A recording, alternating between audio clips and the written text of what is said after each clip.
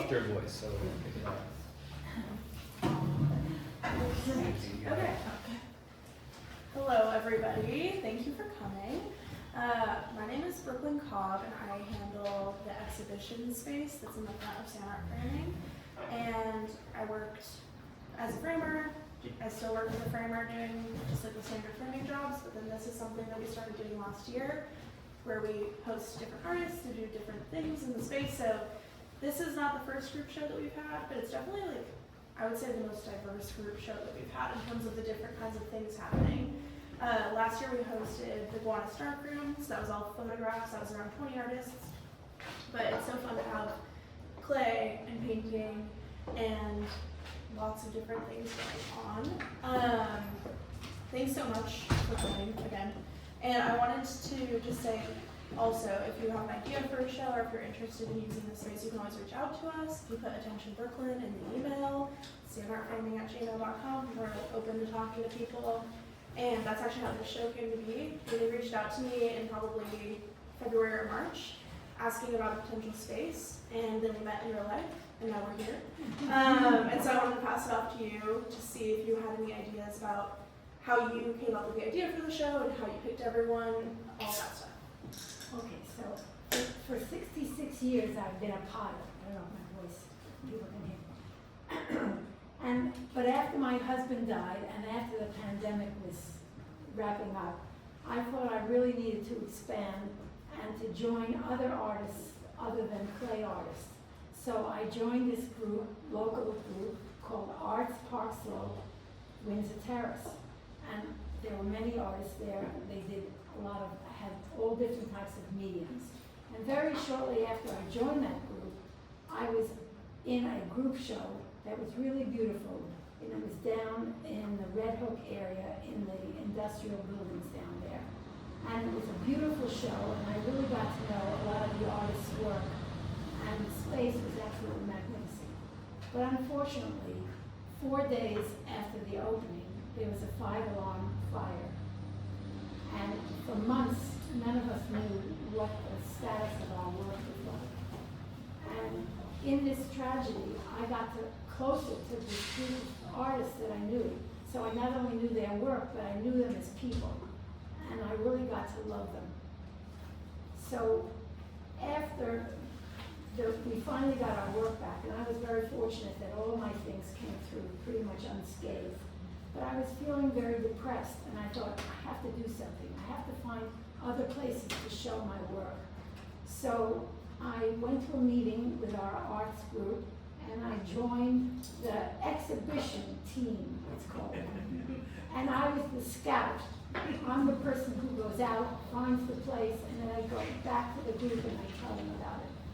And it just so happened at that time that a photography friend of mine, that must have been the first show here, she was in the show and she invited me to see her show. So I came down to see her show, and the show was lovely, but the space was even lovelier. And so I reached out to the person who was in charge of the space, and that was Brooklyn. And I proposed to her that our group show here, and she was very amenable to the thing. But she said to me, we don't have any time slots in 2026 except for August, which is usually the lousiest month to show. And I thought for about 2 seconds, and I said, yes, we'll take it. And then I thought, well, I want to cut through all the red tape. I don't want to have to go back to the group and put it up for a vote, who wants to show there. And I thought, why don't I just set this whole thing up myself? Why don't I curate it myself? So I looked at this space, and I thought, it would be good for about 5 people. So I chose 5 artists whose work I really loved, and I thought who could work really well together. And I invited them, and we looked at the space, and we divvied it up. And we worked really well together. And our work worked really well together. And I have to say, when I walked in at the opening, I had a really warm, wonderful feeling. And I thought that the pieces, even though they were so diverse, really were talking to each other. And it was a beautiful show, and I was very pleased. And that's where we're at right now. And I'm very pleased it worked out so well. Me as well. Thank you so much. And I'm glad to hear that you enjoyed the photography show and the space.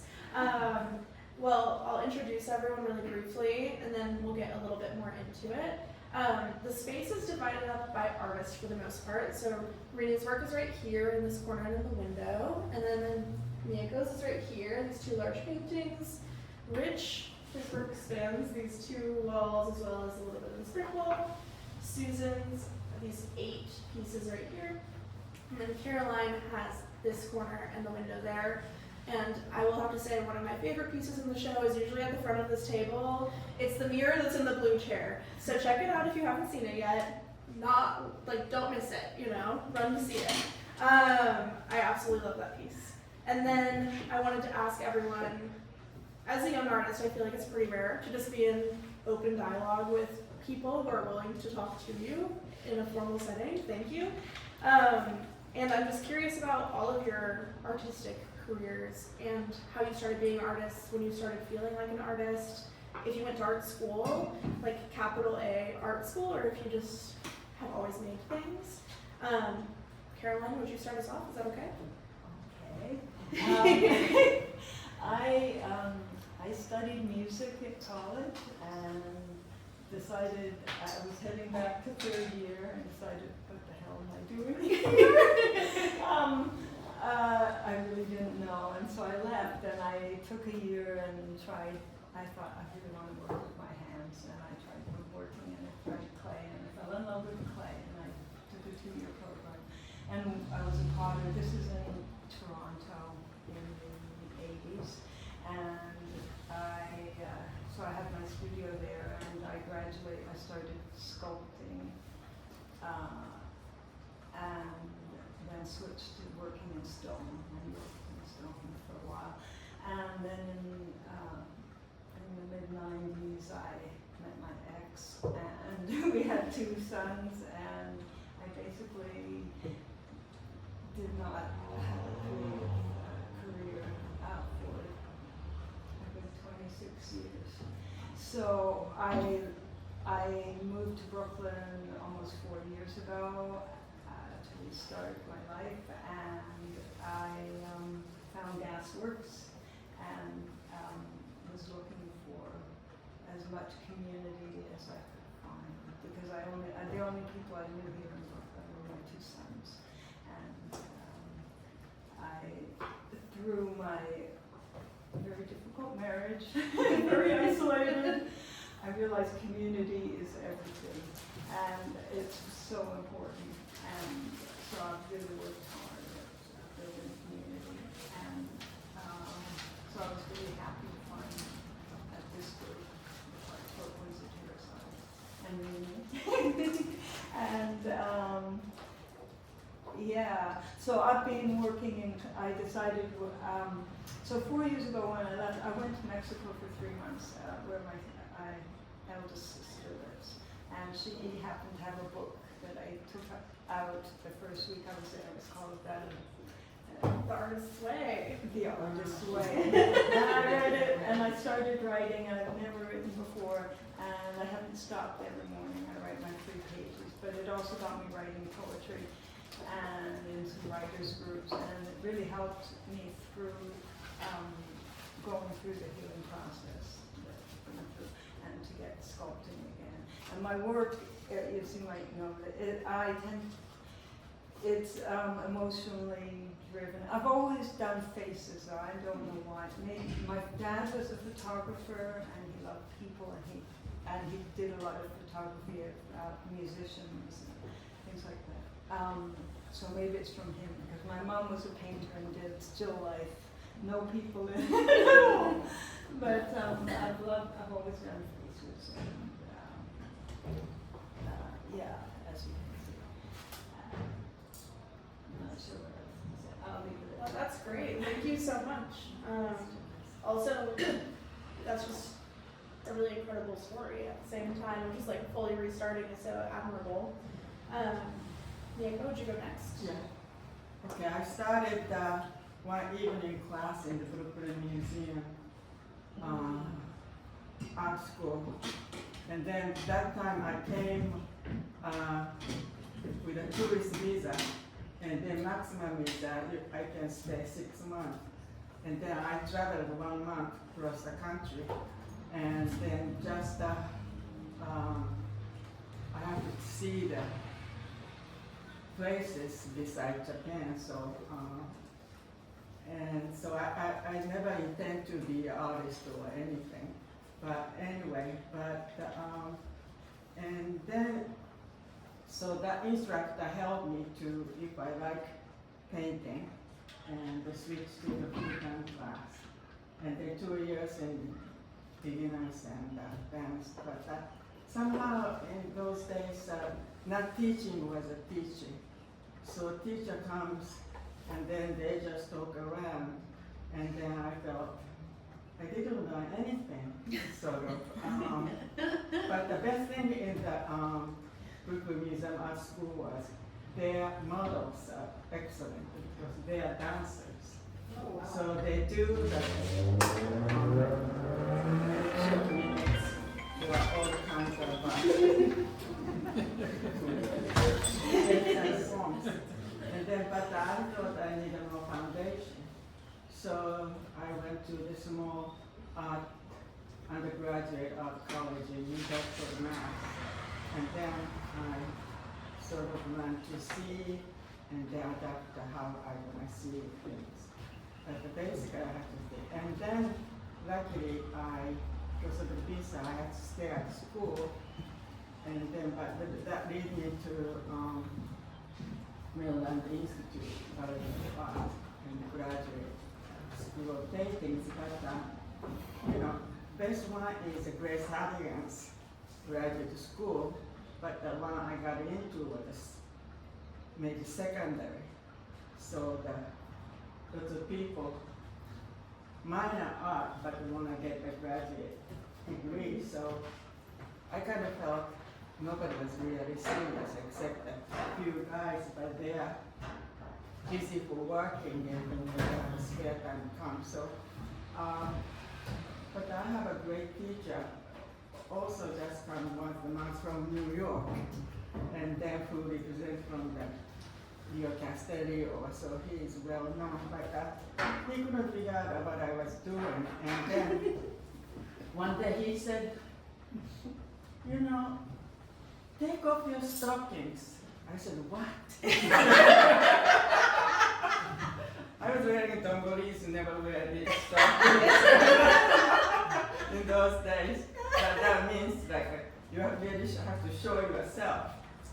So I finished one painting. So that was large paintings and the first large paintings. So I don't know if you could say that to a student these days. It was a metaphor. he was, you know, like I mean, those life-changing moments. yeah. Like In that. 77, so, and then he's a man in 50s, and so, like, you know. Anything goes. Yeah. Have you always made big paintings? So that time, first time I made one big paintings, and then usually I have to see things, but I usually see the magazines, the papers, and whatever that you know, person face or people interest. I just cut it up and keep it. So I just make sort of by myself collage kind of the things and set up the settings and they put the people and then figure it out. I love that. Yeah. Thank you so much. And Rich? Hi everyone. Thanks a lot for coming. So, I guess I just wanted to. There's going to be another quick round, Yes. right? Yeah. I'm conflating the two things, but this is more about Personal, just like, a what did you little bit about me decide as an for artist. artists? Yeah. So that story is pretty straightforward. I just have always loved working with my hands and making things and being creative. And I always loved stories, but I can't tell them that well. I worked at the Brooklyn Museum for a little bit when I first moved to Brooklyn in 2005, I think it was. I got an internship in the education department in the Brooklyn Museum, and I was doing some programming with the adult programs for Target First Saturdays, and the museum was being renovated and stuff, so it was a lot about programming that I was doing and connecting the audience to the artwork. And I still have always loved that kind of thing. I worked at the Cleveland Museum, where I'm from, doing, like, thinking about that stuff, but also teaching kids art classes. And when I'm teaching kids art classes, or when I'm teaching anybody art classes, it's about looking at art and understanding what art is or can be, and then getting dirty and making it. So I've always wanted to relate both the doing of art with the context of art, and I think it's important for everyone to know about that. So whether you're an artist or just a regular kind of office guy or whatever, like, I think it just really helps to understand art. You know, I feel like there's an art for everybody.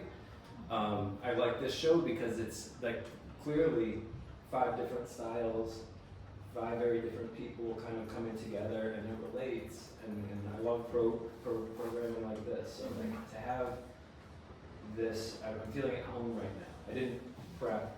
I hope you can't. I hope you can't tell. But I didn't prep for this because it's just like, this is it. This is why I'm an artist. This is, it's people that care, like, that came here for whatever reason, with artists that are making good art and want it to get better and want to push it and want it to matter, and it's gonna live beyond us. And I've just always cared about that. There's a quick little side answer. Also, my birthday is Valentine's Day, February 14th, and so as a little kid, my mom had said that she thought about naming me Valentino. She didn't do that. The lady that cleaned my teeth today was named Valentina, so I told her a little bit about the story. But anyway, on Valentine's Day in school, at this little Catholic school in Cleveland, like, there's, I don't know, 20 kids in a class, and I always thought that it was like a special day, and of course it's special for me because my birthday is on Valentine's Day, and I'm gonna make every person in the class their personalized card. So instead of like buying those like perforated cards and like taping a piece of like candy onto it and giving it to somebody, like, everyone got a collage basically. So I was a collage artist, like, because of maybe Valentine's Day and the coincidence of my birthday. I've always created things. Like, That's very cool. I bet someday there will be one of those floating around on eBay for $10,000. probably not, but Smart enough to hold on to it. yeah. Yeah, I think that's a great answer, and also really sums up the show really well. And I love getting to talk to people about how they became artists. I feel like one of the reasons that this space feels special to me is because we're trying really hard to not be pretentious. And I think that that's important. I think that a lot of times artwork can feel like something that's only accessible if you get it. But I love the idea that to see art is just to physically see it, and to show art is just to physically show it, and to have everything together in a space, it's kind of up for interpretation. And I love what you said about just showing people how artwork relates to different contexts and stuff. Thank you for that. Okay, Susan. Well, it seems like I'm the only one who was born and grew up in New York City, which was the, oh, you haven't gone? Spoilers. So I grew up in the Bronx, and my parents sent me to art schools. One of their earliest art schools was the children's classes at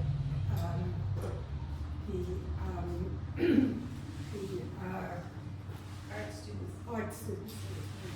Your agent is in the back. And those were exciting classes. There was a special teacher who just led children's classes. She always had the same things on the table. There was a vase of dry flowers some kind of strange, neat-looking object, and a naked man. And everyone in the class drew everything that was on the every week. I never told my parents about it because everyone was doing the same thing. So I really felt very comfortable, and I studied art in other places and later went to the High School of Music and Art, which is still training students. And I work in collage. I was trained as a painter and did a lot of drawing, but now it first went into artist books, and then I really have been doing collage in many different ways. So it's been exciting. I also have a show now upstate New York at a collage project. There are about 10 galleries that have collage exhibits, and they had a seminar. So collage is really a hybrid of painting and drawing and cutting, and it's been exciting to be involved in that. Okay. Thank you. Take us home. So I was born and bred in Brooklyn. I've always loved art my whole life, and I went to Midwood High School, and I really thought I would go to Brooklyn College, which is right across the street. But my mother was the college advisor at John Jay High School, which didn't used to be John Jay, it used to be manual training. It was a really rough school. And she was the college advisor. I think maybe one kid in the whole school went to college. Anyway, she said to me, "No, Rene, you have to go out of town." And so she did the research, and she said, University of Michigan has a wonderful art department, and it has a great liberal arts. You can do both. So I said, okay, and I went there. And I was there for a couple of years, and I took all the art programs, and I took a lot of liberal arts. And in my junior year, I was on the first floor, and I was taking a sculpture class. And someone, I don't even remember who it was, said to me, "Rene, did you go down the hall? There's a ceramics studio down there. Why don't you just go and take a peek?" So I walked down the hall, and I walked in, and literally, I just was breathless. And I said, "My God, I've got to do this." And it was absolutely love at first sight. So I took classes, and I adored it. And I graduated with a regular degree, and I decided I was going to do a master's in ceramics. And when I applied, they were going to reject me. And the reason that they were going to reject me had nothing to do with my talent or anything else, but I was a woman, and I was going to get married and have children, and therefore I wasn't going to be an artist. And why should they waste that place for a woman? Oh my God. Yes. Those were the days. And fortunately, my ceramics teacher stood up for me and said, "You gotta take her in." So they took me in. And in 2 more years, I got my master's degree in ceramics. And basically, they were training me to be a teacher at the college level. And in 1968, I guess, when I graduated, there were no teaching jobs. So my teacher said to me, "I've heard of this great place, the Clay Art Center in Portchester, New York, and you live in Brooklyn, so you can go back to Brooklyn, live at home. Go to this place, go there for a year, and then you can reapply for a teaching job." So I went to the Clay Art Center, and it was the same kind of breathless thing again. I walked in the door, and there it was filled with other potters that were enthusiastic and loved pottery as much as I did. And there was my community, and I was there for 8 years, and I loved it. And I realized at that time, I did not want to be a teacher. I wanted to be a potter, a studio potter, which I became. And after 8 years, they kicked me out because I was making too much pottery. They said, "You need to get your own studio." So I found a studio in Gowanus, Brooklyn, and it was $19,000. And I couldn't afford $19,000. My father said to me, "I'm going to buy the building for you. It will be your inheritance." and I want to be alive to see you enjoy it. And so my father lived 10 more years, and I have been in this wonderful, magnificent studio for over 50 years. So my father saw me enjoy it, and I got the benefit, and it's the most fantastic thing. And I've been a studio artist. That's an incredible story. I have chills. That's really beautiful. So yeah, that's incredible. And I'm a little bit envious too, I have to admit. That's incredible. Yeah, thank you all for sharing. I feel like one of the things that really interested me about the proposal for the show was the idea that at the center of it is an artistic community of people. And working in a frame shop, nobody grows up really being like, I'm gonna be a framer. But you fall into it, and so everyone is an artist in their own way who works here. So I feel like this is my creative community. And a few months ago, I decided to do the artist's way, which Caroline brought up. Julia Cameron wrote this book. It was released in 1992, and it's a 12-week spiritual course for artists. And it's basically like a regimen that you follow. And each week, you're recovering a different sense of something. It's very fun. I do also feel like one of the great tropes of doing the artist's way is you don't finish it. I've been on week 10 for 3 months, but still love it. And yeah, I think a lot of people keep up with the morning pages, which is kind of at the center of it, where you wake up every morning and you write 3 full-length handwritten pages of just anything. And they're just for you. A big part of the artist's way is this idea of protecting your most recent ideas and thoughts. And so I think that also goes into this idea of working with other people, working alongside other people in a studio space, a critique group, a class, anything like that. And Cameron, she really stresses that you don't bring your newest ideas to the table because they're too precious and fragile. You need to think them through. And especially if you're making the jump from one medium to another, I feel like it's good to just keep it to yourself in the best way possible. But I'm curious, for all of you, how do you decide when a new piece of work is ready to be brought to the group? What is the format for your guys' critiques, or do you guys just talk art all the time? And is there a specific way for the Park Slope Windsor Terrace group that you guys critique work? Is it like a formal schedule? I'm just curious, and anyone can jump in and answer. Well, I can answer the last part first. That's the Park Slope Windsor Terrace group is a wonderful group. I love the people and their artwork, but we do not critique. That might be in our future. I mean, we're always looking for different things to do, but that I don't think that's its main purpose, or you know. And that doesn't mean that there might be subgroups, other people who know each other who do things. And then on a very personal level, I can tell you my personal experience. Well, the part where I went to the Clay Art Center, where it was a community, they were really professional potters on a very high level. And we would work and we would just critique each other's work and help each other. And that's fantastic. But when I left there and I got my own studio, I'm lucky on a lot of levels, but I had this huge space and I work alone. For 50 years, I've been working by myself. If you see other artists in my studio, I've just invited them in to show for the weekend. But basically, I'm there Monday through Monday by myself working.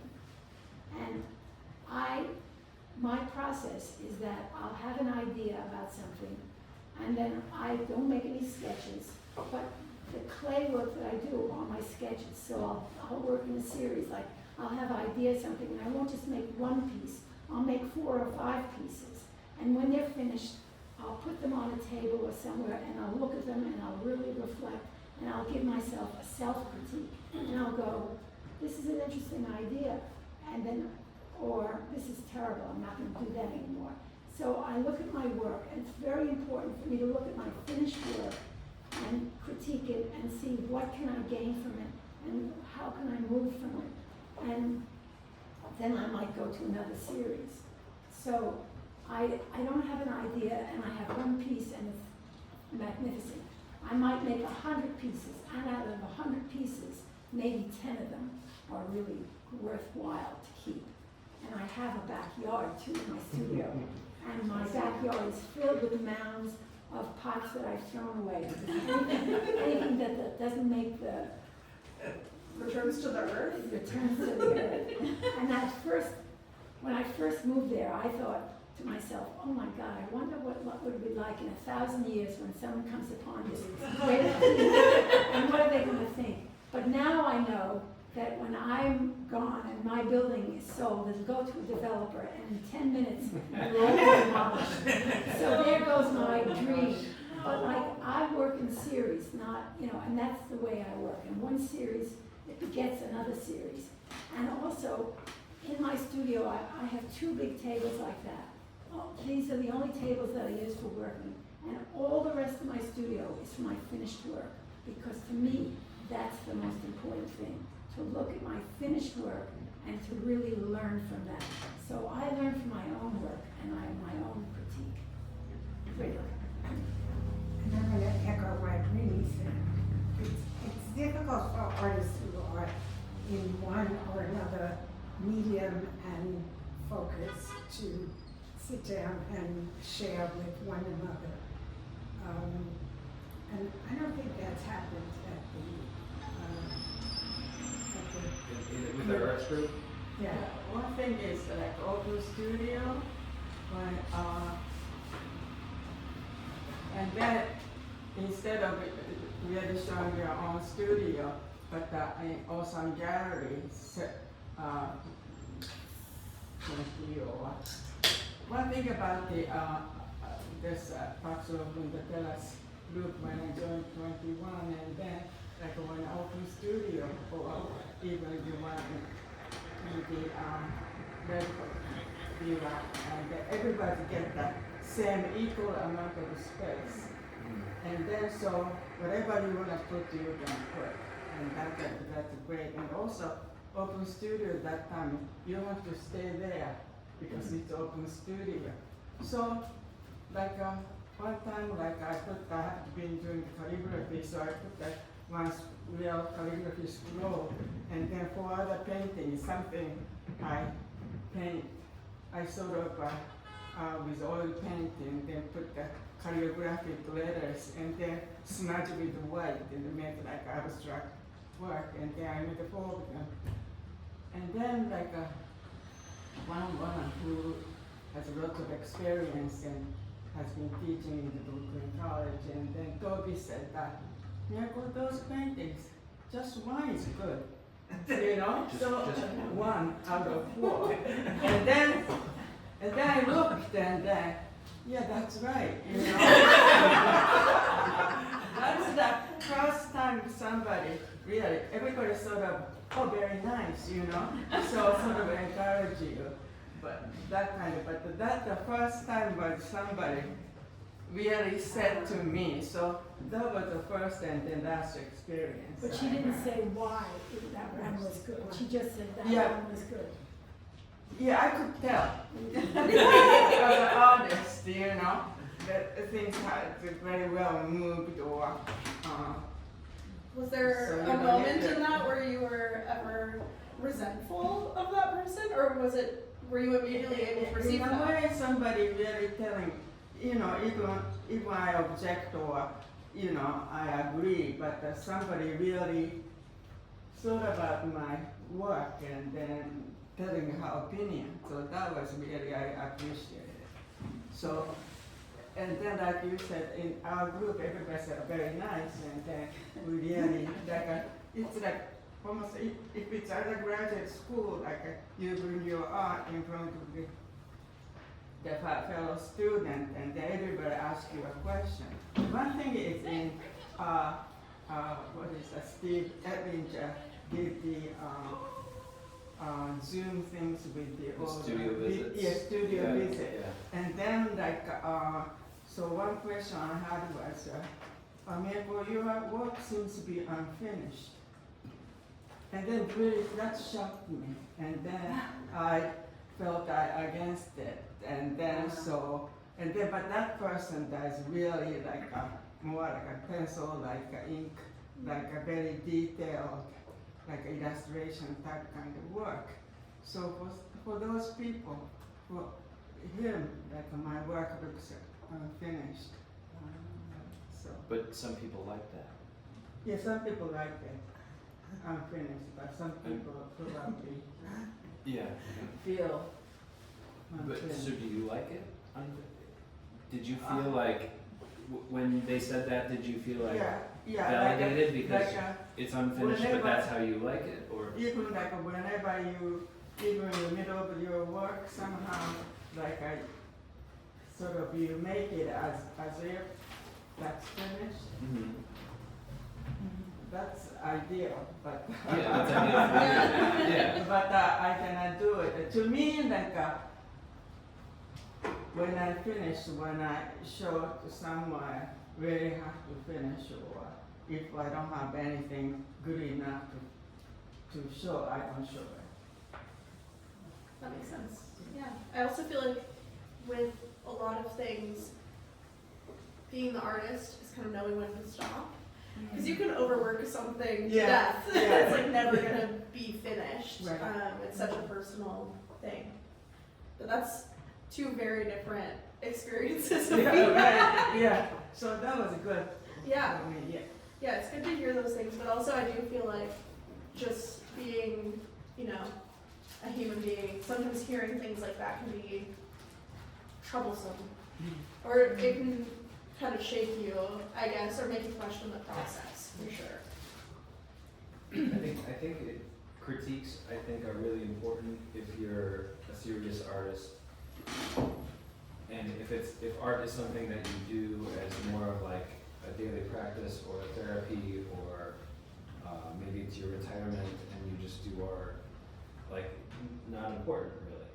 But if you're pushing yourself like to try to like kind of make it as an artist, as a professional artist, I think critiques are important, and I think they can be hard.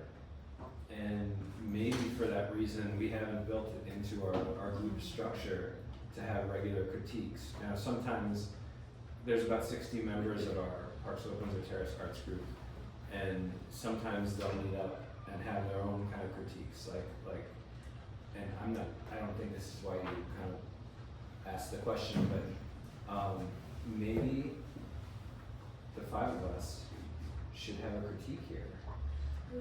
Separately.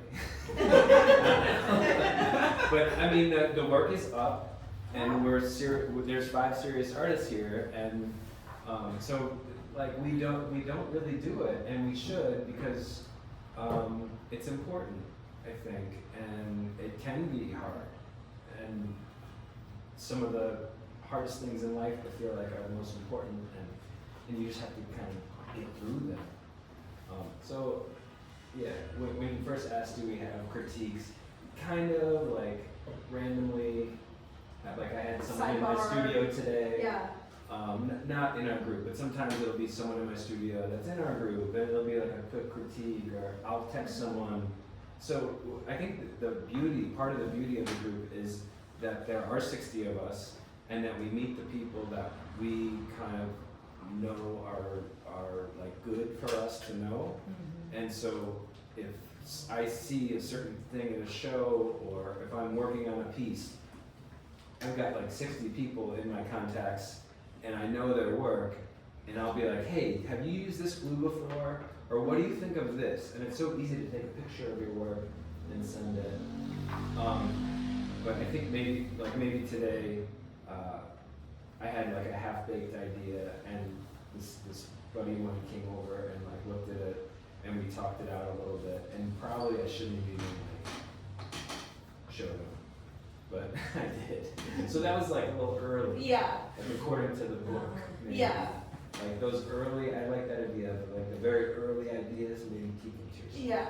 Yeah. Yeah, I think you have to be pretty secure in what you're doing to Yeah. really take a critique and use it well, like not let it crush you, crush some parts, because you want to explore. I mean, Right, you exploring want to is huge, explore, yeah. and it's so important. Well, I think there's a way of critiquing also, where, you know, it doesn't have to be like all bad or all good, but things that you can then take to help in your own work. And one of the downsides of not working alone for 50 years is sometimes I can go down a rabbit hole because I'm just so involved in my own work and I don't have input from anybody else. You know, so I think that's a very important part, and I would love to have the five of us at some I point. think that would be so fun. I think that'd be a fun thing. I feel like one of the reasons I was curious to ask the question is I came from Pratt. The photography department is a pretty formal art school program, so usually you're getting critiqued on your main body of work once every week or every other week, and it's almost the opposite of what Julia Cameron advises. It's like throw everything at the wall, see what everyone thinks, and then go home and percolate. And I think that can be a productive way of working, but I really enjoyed post-art school, what I've called like my deprogramming from the art school kind of experience of getting to work alone and not having to show somebody anything. But then it does feel more vulnerable to show something that you've been sitting on for a while, because it's like, was this ever any good? I don't know. And so especially working alone, I think that's like a really interesting thing. And so you sought out community for Yeah, one of those and reasons? for those 66 years, most of them, I belonged to this clay community, and there was a group called the Brooklyn Clay. And I belonged to that, and it worked for about 30 or 40 years, it eventually fell apart. But we would bring pieces, it's a long time. We did wonderful things. We had guest speakers, we would sometimes bring a pot, and there's a lot of technical stuff that goes into clay. I think a lot more than other fields. So there's a lot of technical things that can go wrong. So we'd bring a piece and we'd say, I have a problem here, can you help it? And the group would. So that is a way of helping a person without saying, I don't like that piece, or that's a lousy piece. But I think critiquing, I think that's a bad word, actually. Yeah.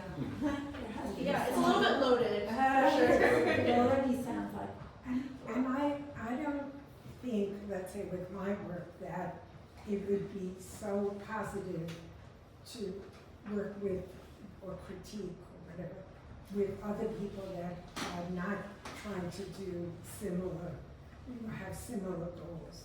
Yeah, that makes sense. Yeah, so, you know, it's like a whole conversation that has to proceed. I think that makes complete sense. I'm curious, Caroline, just because you stepped away from making work for so long, when you first re-entered and were making things, when did you start to show people things? Were you showing your sons, like right away? Yeah, well, I lived with You had no choice. Okay. So, let's see, probably I started in January of 23 back again, and I had a show at Boots Cafe the following March. You know, a small thing on that.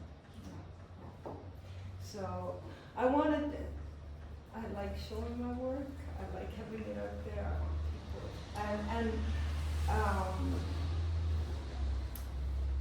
but I really started small. I started with very small things, and then I joined I started going to an open mic, and I'd bring pieces I'd made, and also things I'd written, so I started to write poetry, and would present both at the same time, which was kind of interesting. what were people's reactions to both at the same time? They really enjoyed it, and so it was because I'm being my work is more emotion driven when I work. They tend to, like, both the words and the pieces would be tied together in some way, and often I've written poetry from using my pieces as prompts, but also I've found that pieces I've worked on, I'll name them from a poem, part of a poem I've written.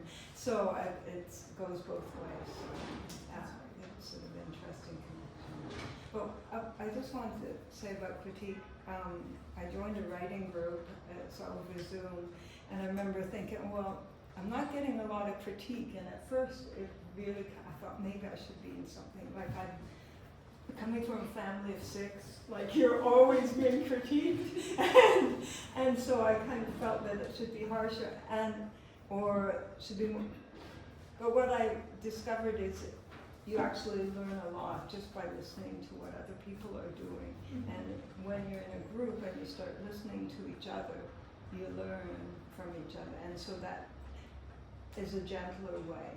Mm-hmm. It's almost like a non-violent learning experience. And so I think that, I know for me, for the writing that's worked, and I think also for my sculpting. Yeah, there's a really great essay, and I can't remember who it's by, but the title of it is something about soft talk. And when I was first in art school, you know, it's kind of fun, the drama of watching someone who obviously like didn't do the assignment properly and was like scrambling to get something done, and the professor is like, okay, so we all are looking at the same thing and we know what's going on here.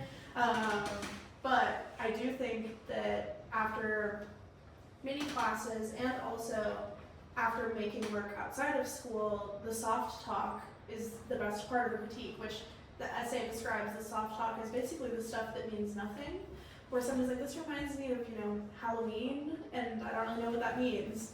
And I feel like there's a lot that you can actually gather from that isn't just like, I don't like the way you did this. Just getting like an actual reaction of somebody processing, I think is much better than like a technical takedown is never productive. Yeah, exactly. Well, we tend to get defensive. Yeah. As soon as you defensive, it's not going in yet. Yeah, and it's definitely a skill of, I mean, learning to defend your work and talk about it confidently is important, but I do think that just listening and working through your own ideas can do that as well. Does anybody have any other thoughts before we open it up to questions? Okay, we're opening it up to questions. If anybody has any questions, you can just talk.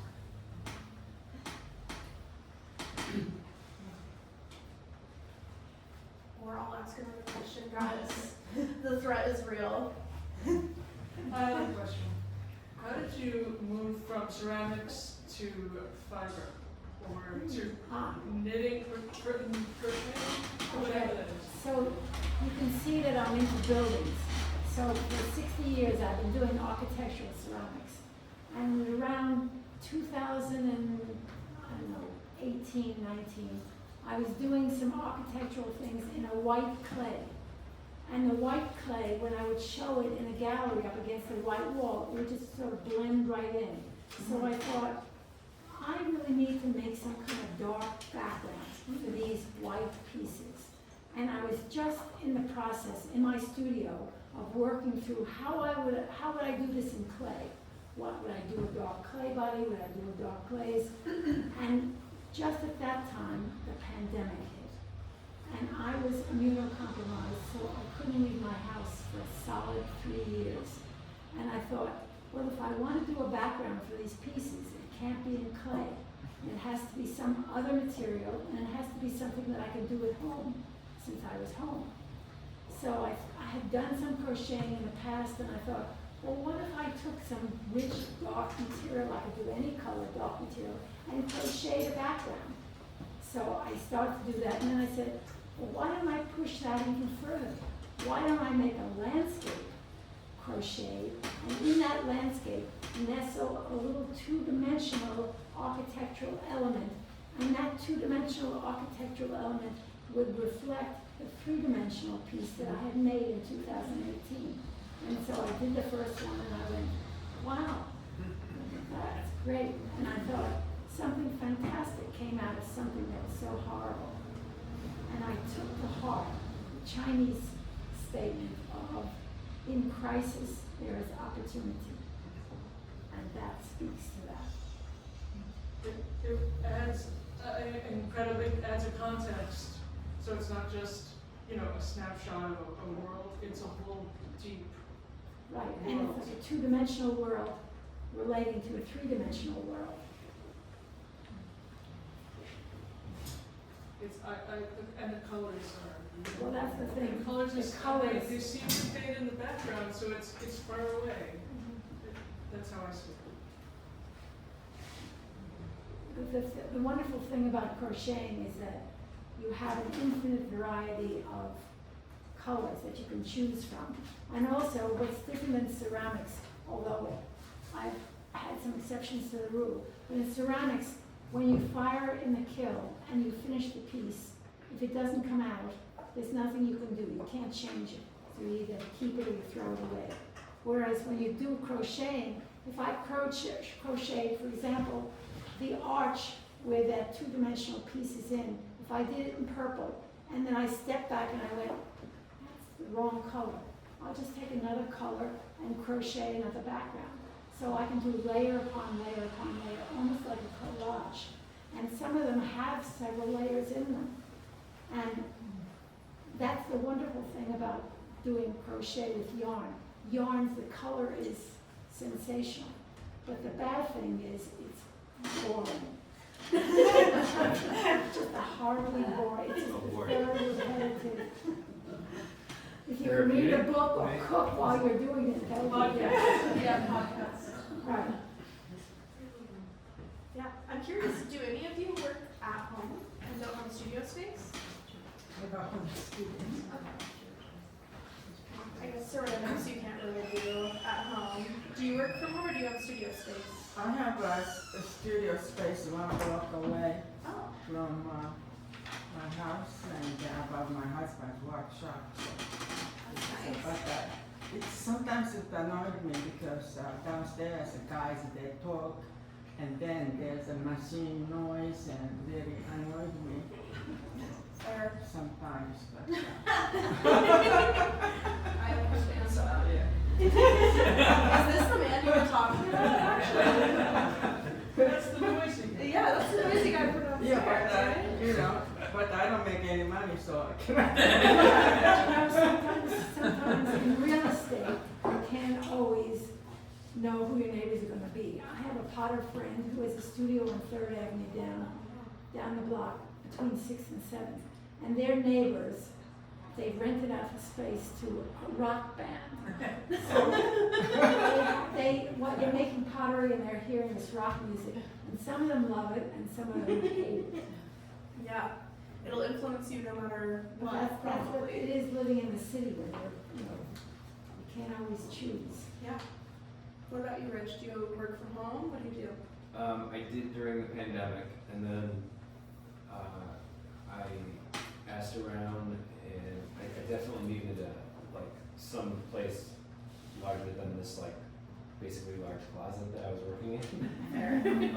And my kids were getting bigger, and this is one great thing about our arts group is that there are about 60 of us. So I said, hey everybody, I need a place to live and I need a studio. And one lady, Paula Renes, who is amazing, Argentine painter, said there's a section of my studio that is vacant and it's well lit and it's amazing, and come check it out, see if it might work. So that worked. I am losing it in January or February, We're actually looking again. yeah, so we're looking again. Just tell everybody, I'm a great tenant. But it also worked. Joyce Riley, another incredible painter in our group and a teaching artist like I am, supplied the home. She's like, our neighbor is moving out upstairs, and the landlord's great, and you can live in Windsor Terrace here with your family and me. That's and so awesome. it's great networking. And I see Joyce often, and she's a great artist, and and she's one of the ones so we haven't had a really a critique, but we'll talk deeply about art on the stoop or when I see her, because I'm fortunate enough to see her a good bit. But yeah, so I have separate spaces now, and Paolo right now is in Argentina, and I've been going 9 to 5 to the studio, Wow. and actually more than that. making up for like all these times that I don't get there. So it's been amazing now and through the end of the month. Yes. I'll be there a lot. That's awesome. So I'm making larger pieces, which is something I barely ever do. So I can kind of like work on the same thing consistently for a while. So I'm like a bit in a zone right now. That's an incredible testimonial for the power of the group as well. I love that. Yeah. Would you, I mean, I'll open it up for questions one more time, but would you tell us about the walk on Saturday? For Oh. people who don't know, there's going to be a walk on Saturday. Yeah, is it 11 o'clock? I think it's 11 o'clock. We're meeting here, and so everyone in this room, of course, knows the show, but I want to make sure that everybody has a chance to see the show. Maybe I'll email everyone that signed up and say, hey, come early if you want to check out the show. But one of the things, as a collage artist, I had avoided for a while calling myself an interdisciplinary collage artist because of the amount of syllables in that word. But I am an interdisciplinary collage artist, and I have led walks for a very long time. And for a while, it was a separate kind of thing I was doing, creating and leading walking tours and being a collage artist. Well, about 5 years ago or 8 years ago, I put them together. Bless you. And so I do these walks, and they're collages of community. So it's about, instead of finding layers of paper and materials and layering them and creating stories that way, it's a little bit of a happening. Like you meet up, and there's a plan in my mind, but of course anything can happen on the streets of New York City, especially like cool neighborhoods like that are dynamic, like Gowanus or the Lower East Side. Like there's just a lot going on. So we're gonna meet here. People can have a chance to see not only my work, but the other 4 artists and the space and what they do here at San Art. And then there's street art all over Gowanus, and a lot of people just walk by it every day.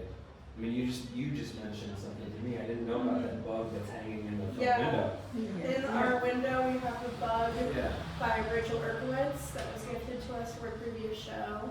And I mean, that's just our little bit of street art that's connected to us. There's so much. There's so much out in the streets that over the years, I've been a little bit of a street artist, but mostly it's about connecting architecture and street art and graffiti and murals to the rest of the art world and to everybody else.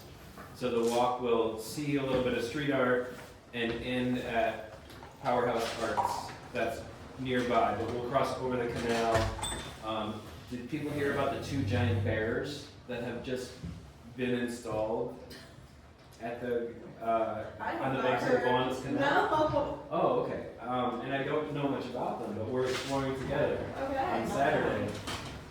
These 2 huge sculptures of bears, Ursa Minor and Ursa Major. You know the 2 constellations?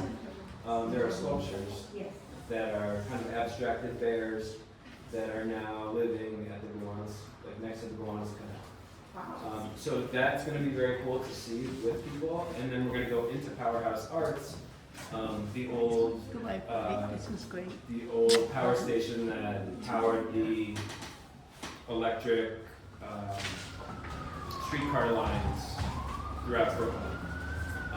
It's now an art center, and if people have not seen that, they will at the end of my walk. And to kind of bring it together, and this is more Susan, you were in the show in Red Hook. Mieko, you were in that show with the fire? No, it was just Rene and Susan and I. And for at least me, the 3 of us, I think there's a strong connection. I don't know that it's possible not to have a strong connection between a show like this and this show and the 3 of us. And then, of course, it's on our mind what happened in Red Hook. Well, there's a show that was organized by BWAC, one of the buildings that burned down, at the Powerhouse Arts Center. Oh, cool. And it's called Unmoored. Unmoored slash, does anyone know? Unhinged or something? Unchained. Something. There's a slash. Unmoored. Anyway. We're gonna find out Saturday. So it was a show that was jurred by. It was jurred by the director of Powerhouse Arts, Eric Scheiner. And there's a bunch of good art in there, like I think international, if not national, but they had like thousands and thousands of submissions. I'm gonna just admit it that I submitted and I didn't get accepted. So I will be seeing this show that I didn't get accepted to, but that's like artist life. This is artist life. But it's very relevant. It's about, you know, being thrown off and then like moving past that. And so having a show nearby and doing a walk that starts here, where I'm showing for the first time in any like kind of real way since the fire, and kind of leading to a show that shows all these different amazing artists showing them moving past, or you know, some version of Unmoored. That's gonna be amazing, I think. Yeah. And not only for me, I think it's gonna be very cool, and maybe it'll be closing the book a little for me on that dramatic kind of experience. And can you believe it's gonna be free? Isn't that And exciting? it's free. So details are on your The there's website, a link on your yes. website, right? As well as on your Instagram, which is on the Center. So how long do you expect the walk to be? I'm just thinking in terms It of would- speed and. 11 o'clock we will do an intro here, so come early if you want to see the show. And then soon after that we'll leave, and probably an hour and a half later we will arrive at Powerhouse Arts. And I'll set it up so that we'll see a bunch of cool stuff and talk about it at a leisurely pace. We'll walk over the canal and come back to this side of the canal and see that show. So if people want to stay in Powerhouse to see that show, they can. There's also bathrooms and a cafe in that incredible building. So to see the building is really neat and what they've done. There's a whole other show that's a paid exhibit that you could see if you're like really into That's seeing the art like art. the entire day. Yeah, I think it's called the Arc. Yeah, the art. Yeah, Like animals. yeah, It's a lot of animals. animals. Uh, Well, I'm excited for that, and I was curious, does anybody have anything that they want to say before we close? Well, I brought some things that might inform people about how these collages were done. Yeah. So, I do collage mainly, but I approach it differently. The pieces I have more recently done are weavings, collage weavings. But this series here, I began with a stencil. I couldn't find the exact one that I used, but I use stencils a lot, and the collages are stencils, paint, and drawing. So I would make shapes on the stencil, then cut them out, and I always save everything from my collages. So this is something that I painted, and I might make shapes from that. And the drawing is really the pencil. And I brought some of the shapes that have a relationship from these. So they're either circular or semicircular. And I used a lot of the papers that I had saved from other projects. And the drawings on them are pretty clear. And then I even used the leftover pieces. So I then have enough to have it be interesting. There's a little bit of drawing on them. There's painting on them. There's even things that look like faces and hair to, right, or a building, whatever. And this is a series. I also work in series. Who else said that? You. And I had a house out on Long Island, and I had a lot of company and a lot of dinner parties. And it ended with the end of a relationship. And it begins here with the festivities, and it ends there, kind of the last one on the right bottom, with just kind of a relationship to faces. So they're fun to do because you don't quite know what will develop. And I would make a collection of these shapes, and I might paint some other things. And these are, again, leftover pieces from other collages that I do. And put them together, and I did these together, even though they're not the same imagery. So collage like clay, you fall into and you never get out of doing it. And Rich's work and mine are both collages, but done very differently. And he uses different materials and it has a narrative quality. These are very abstract narratives. So I work in series, and the series usually are influenced by parts of my life, or things that I'm thinking about. So they become abstract, and again, that's what I've been doing for years. I was trained as a painter, but I'm not doing, this is now my painting. So when you make these, let's say it takes one day to make it, is it finished, or do you hang it up on the wall and look at it and then come back the next day and add to it? Yeah. So you. Yeah, I'm always looking at my work. I'm always putting it up on the wall and looking at the color, looking at the shape. And that's with everything that I do. So I'm sure everyone would agree that that's really an important part of the process. And with clay as well. So. I mean, every time I hear somebody say that, it just affirms my hoarding habit of keeping everything, because you might come back to it. Also, it's incredible that there's past work in the and new work. I need these. I mean, I might make another one. Yeah, and that's what I've been saying my whole life. Right. I looked at things, and sometimes 5 years go by, and I'll go, oh my God, this is what I need to do to this. Yeah, this is where I need to go. Where did that one scrap of paper go? I'm so glad I kept it. Yeah, exactly. Well, thank you so much to everybody who came. And if you guys have any individual questions, we can definitely open up again.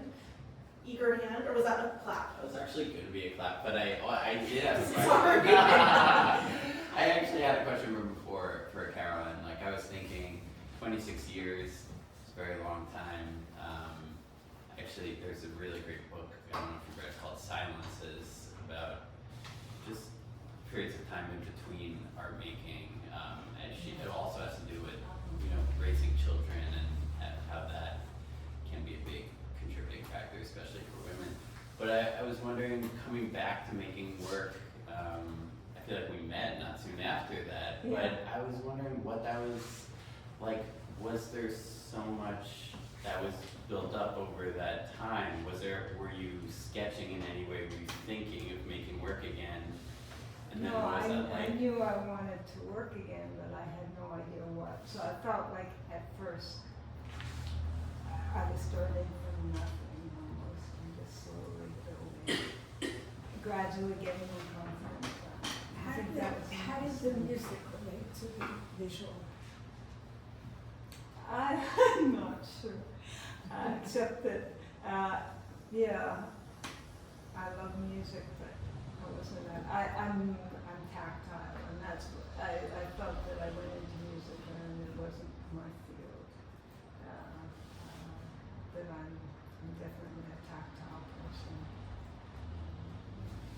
Maybe you'll come back to music in 40 years.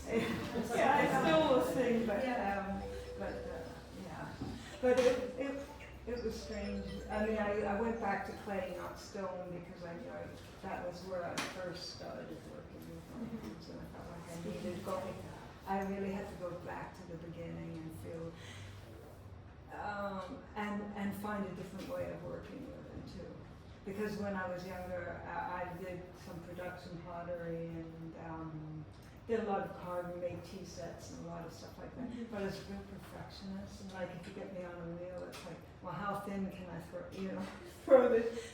And I didn't want that. I could just realize, no, I can't handle this anymore. I don't want that, and that's not who I am. I'm definitely like fractured, and I want to reflect that somehow.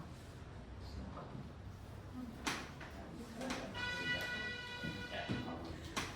Thank you so much. Yeah, if anybody has any other questions, I feel like we'll hang out for a few minutes and definitely come to the one on Saturday. In terms of upcoming events here, we try to rotate the shows about every 6 weeks. The next show that's happening will open on September 3rd, and it's called Wondercomer, and it's a group of 19 to like 22 taxidermy artists. So we're really swinging one side to the other, but that one will also be fun and just in time for Halloween. And so that one I'm very excited for as well. But follow us on Instagram, and you can always ask if you have Can questions. I ask one stupid question to everybody? I want to know who is your favorite painters? Oh, okay. Who are your favorite painters? Yeah, if you said the ceramics, I don't know. I think your painters, Emily Carr, Jojo. Jojo. Yeah. I don't know, I have to think about that, I'll pass. A California artist named Mark Bradford is both collage and painting and performance. Mark? Bradford. Okay, I just thought Richard Diebenkorn. Yeah, that's, I like him too. Yeah. For some, you want to? I know you go. That's always the favorite artist thing is always difficult for me and also hard. Not hard, but changing. Yeah. But for right now, I think because I've been looking during this talk, paying attention by the way, but also looking right at Susan's work. And for me, I'm thinking about Hans Hofmann and this like push-pull thing, and I've always liked the abstract expressionists, and the messiness and the energy that they kind of gave off. And so I'm thinking of Hans Hofmann right now, but I don't think I've ever said that before, like about him being my favorite painter. But for right now, it is. So. Look at this movement. Yeah. I would say, I feel like it's maybe a deep cut, but there's this guy who's a very contemporary painter, and his name is Christian Rex Van Minnen, and he does a lot of, they look like traditional Veneta still lifes, but they're very political, and there's a lot of gummy bears, but they're very interesting, and the first time I saw one was when I was framing one, and it was very early into me framing things, and I was like, on my lunch break, I'm gonna buy this print. I'm gonna go on my lunch break and buy this print. It was $12,000. I did not buy the print, but I'm still looking at this work all the time, and I really enjoy it. And it's modern painting that I feel like draws on a lot of stuff. It's exciting. Christian Rex Van Minnen. Yeah, it's a lot of names. Because mine is, of course, William de Kooning, Richard Diebenkorn, and Philip Gaston, and the last one is I'm looking really a lot lately is the Bryce Martin, and then last one is my teacher's favorite, Tiziano. It's interesting, at the University of Michigan in the 60s, abstract expressionism was a big thing. And all the painters, teachers, were doing abstract expressions. And their teacher was Hans Hofmann. All of them came from a New York school. And then, Andy Warhol, that dude, Well, the teachers, they went berserk, they didn't know what to make of it. Of any, of that stuff? Of any of the posts. Yeah, yeah. Hard They transition. just couldn't deal with it. It went out of their minds. Yeah, definitely straying from the mainstream. Yeah. Sweet. Well, thank you, everybody. I just Oh, want one to more? say, no, just thank you so Oh, much, Sam. thank Our you. year.